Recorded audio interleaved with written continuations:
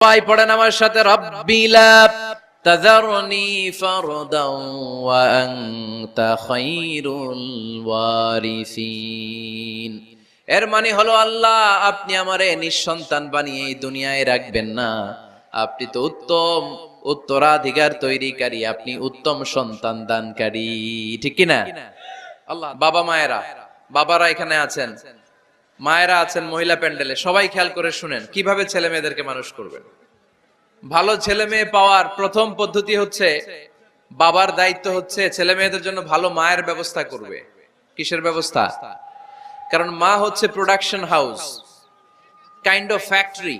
Factory যদি ভালো হয়, ওটা থেকে যে প্রোডাক্ট বেরোবে ওইটাও ভালো হবে, ঠিক কিনা?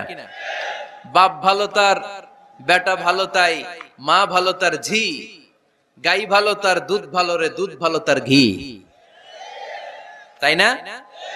বাবা ভালো